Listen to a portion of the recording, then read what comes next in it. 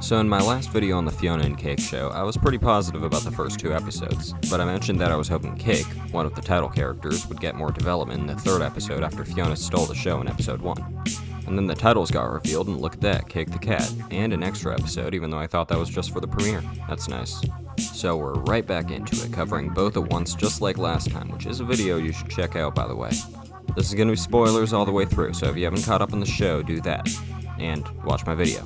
Sorry if I'm giving you too much YouTube homework, let's go. First of all, we've got Cake the Cat, but instead of this episode starting with Cake, we get another opening that hurts me. This one is of Finn and Jake, a classic Adventure Time adventure, except Finn is older. This whole scene is saying straight to your face that they still got it, because even though this hit me in the feels, it only took me a couple seconds to get into it, and this is just as goofy and fun as the original show always was. So fun, in fact, that it distracts Prismo from Cake crossing over to the Adventure Time universe, and we get our title card. Pretty solid start. Even though Prismo could have been watching anything, he does have a connection to Finn and Jake, and I'm not complaining that I get to hear John DiMaggio as Jake again. Definitely a little treat for the audience. We even get a fist bump. I mean, come on. But back to Cake, my hope was for this episode to develop her as a character, and we sort of get that. Cake is aggressive and sometimes unfriendly, but is heroic and likes to sing, just like every Adventure Time character. Along with that, Cake gets her usual voice, and she sorta gets Jake's powers through cursed fruit, but she's only able to shrink and grow. All that's fine, and it works, but this being Cake's title episode is a bit underwhelming because she's still not that interesting. She's not bad, in fact she's far from it, but the most noticeable thing that makes me not care for Cake as much is that Fionna is still way better. In this episode, Fionna is still a goofy loser. She spends a lot of time searching for Cake, going from kicking a random ice cream seller to stepping through a portal in the fridge, and winding up in the Adventure Time universe too. And everything in between is hilarious to watch. I praised Madeline Martin in the last video, but I think I'm just gonna do it again because she plays this character so well. Her becoming progressively more sleepy and delirious throughout her search makes for some of my favorite moments, and after she gets through the portal, she shines even more. I was in the same camp as all the Adventure Time fans hoping for Finn and Jake's random slang like mathematical, and so hearing Fionna say holy schmauzow might have been the best part of all of episode 3.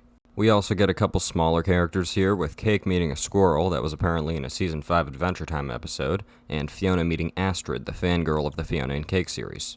I'll be honest, I wasn't looking forward to Astrid showing up again, and I didn't really care that she did. I just don't like kids. But on the other hand, the squirrel is classic Adventure Time.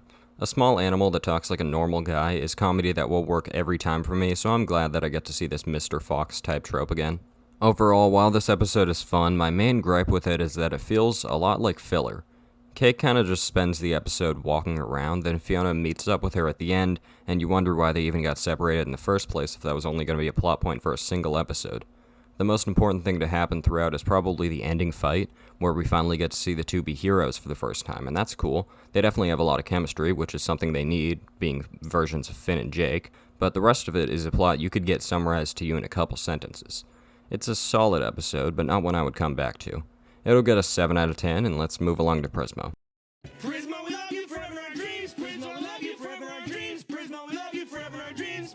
The first thing to note about Prismo is what the hell happened to his voice. Kumail Nanjiani was the original voice of Prismo, and he was great, but this time around it's apparently a guy named Sean Rohani, and it's immediately noticeable. This is all because of some bad communication, with somebody on Kumail's team definitely getting fired for the blunder, and while it sucks, we have to deal with it.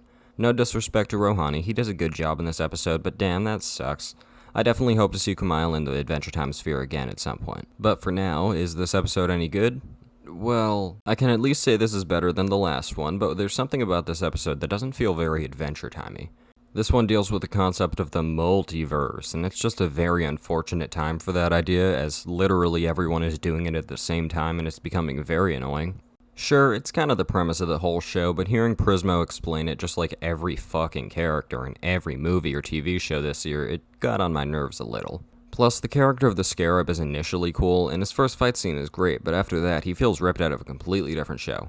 All of his scenes are sort of jarring for Adventure Time, especially the one where Prismo holds him off as he breaks the wall. It doesn't feel unique and special, which has always been one of my favorite things about these shows.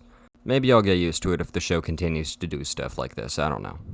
Another small comment that I have is I'm not a big fan of how Fionna and Cake instantly get their designs from the original series. I'm much more a fan of Fionna getting her hat from the fangirl, or Cake getting her powers from magical apples, than Prismo just reality shifting them into hero form. Plus, I was actually more into the new designs they gave them over the originals, but then immediately after, they start running around in the background like idiots, and I remember I loved this show. Yet again, one of the strongest aspects of the episode is Fionna, but also Cake this time around. They aren't as important as usual this episode. It's not an episode for either of them, but this is their first full episode together as heroes, and their chemistry is very strong. Meaning in this one, at least, they sort of work as a pair instead of individual characters, and they literally say Adventure Time, so I think I'm finally ready to admit that I love their new versions. This episode is named for Prismo, and I think he's interesting enough this time around. I've always liked Prismo for being a nice and genuine guy who's also practically a god, so I'm not a huge fan of making him depressed just like everyone else, but you get some fun ideas here and there, and he's eventually back to his usual self. We also learn that he was the real creator of Fionna and Cake, which explains why they actually exist, but I also have all sorts of questions. Whatever, it gave us an Ice King scene, and I loved it, so it's good with me. By the end, Prismo's arc basically reveals that he went rogue, but is a nice guy, so he's willing to protect Fionna and Cake, and also Simon, who we're about to talk about, even if it costs him his reputation and his job. Also, his wall breaks, and I thought he died there, which would have sucked, but nobody else says he died, so I guess he's fine. I hope so. Anyways, let's wrap this up. We got one more character on the list. I didn't even mention Simon in the last episode because he barely had anything to do, and to be honest, he doesn't do much here either, at least for a while. By this point, he's kind of just given up on Betty and spends the episode being sad. Again. I mean, it is sad, and I do feel bad for him, but Simon isn't the focus, so instead of diving into what he's thinking, he just mopes around in the background of scenes and makes everyone feel like shit. All this to say, though, that the ending of the episode is absolutely hype. Finally, Simon decides that he will help, and in doing so, he will risk his own sanity by once again becoming Ice King. This is honestly a great place to take his character after 2 episodes of not too much, and it's only making me more scared for how depressing the episode Cheers will be, which is now confirmed to be the finale. I don't think I'm prepared to see that, and I think I'm probably better at controlling my emotions while watching sad stuff than most Adventure Time fans, so I'm worried some people may die in the process. So there's some highs, some lows, some in between, but Prismo the Wishmaster wasn't a total disappointment. It seems that everyone is loving this episode, which I honestly get, but I'm going to give it another 7 out of 10, nearly a 7.5, and I just hope it grows from there. But even if it doesn't, these 2 episodes being a weaker batch than the last doesn't make me any less interested in this show.